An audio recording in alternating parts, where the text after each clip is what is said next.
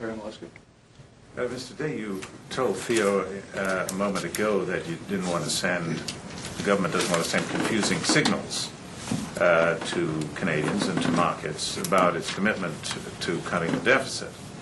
At the same time, during a time of declining crime rates, you want to blow $9 billion on prisons. If that's not a confusing signal, what is? Why do you expect to be taken seriously as a deficit fighter if you're prepared to do that despite the absence of any need? We're very concerned, Terry, about the increase in the amount of unreported crimes that surveys clearly show are happening. People simply aren't reporting the same way they used to. The crime rate per thousand, though it has gone down, thankfully, and I think some of that is because of the large amount of resources we've put into some areas of preventative criminal justice issues, for instance, targeting individuals at risk, families at risk, communities at risk. There's been a lot of resources put into preventative programs there. When you still go back and do crime rate comparisons, going back even as much as 40 years, you still see that our crimes per thousand of population are very high, still much higher than they were back as reported in the 60s.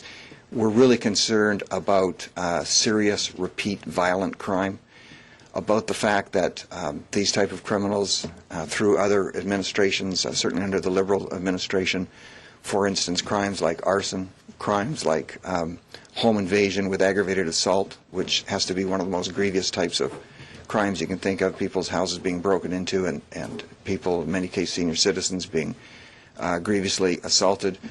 Previously there were too many cases where those were addressed with what's called conditional arrest or conditional sentencing. That means the criminals in that case get sent home. They don't have to go to jail.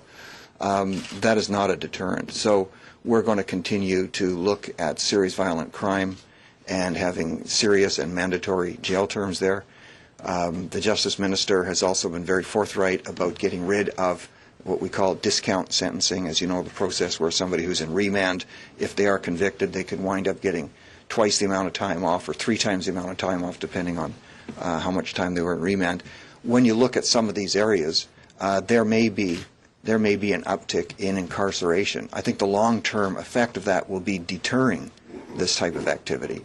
But when you combine that with the fact that we have many aging facilities, many of which are decades and decades old and not properly suited, you can have more efficiencies by putting people in more efficient and newer institutions, more capable of handling the type of severe criminals that we have. All of that adds up to safer streets and safer communities. What the final figure will be on that is yet to be determined. But we have to address these particular areas. Follow up. When you refer to unreported crimes, are you suggesting that the declining crime rate is a myth and that the statistics are not reliable?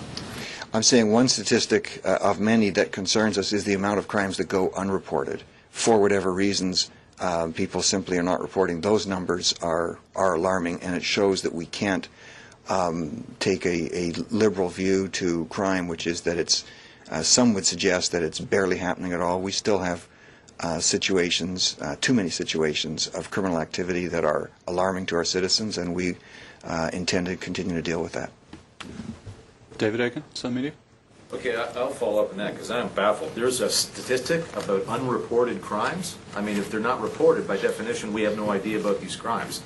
You're just not making sense in this one. Or I'm dolt and I don't understand. Help me out on this one. When Canadians are asked the question, David, do they not report some crimes when they happen, there seems to be an increase in the number of Canadians who, for a variety of reasons, simply don't report those crimes. Is that like rape or assault or murder? Canadians are saying, no, don't worry about it, it's okay. Like maybe it's a petty crime, the kind of crime that you're going to lock someone up in a prison for? There's no question, and I can send you some references as to where some of these reports are. Canadians don't report some areas of crime. Obviously, like some of the things you mentioned, I think, David, in fairness, you're taking to the extreme, but certain crimes are unreported, and then that does have an effect vis-a-vis reported crime. And we know that there are still serious criminal justice issues.